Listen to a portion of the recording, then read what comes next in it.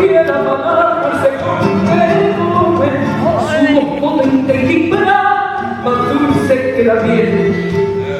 Mi cara que gimió con paz, a cambio de también. Y en unos tiempos de necesidad, eran 7 hermanos y había que ayudar, sin que nació una leyenda en esta ciudad.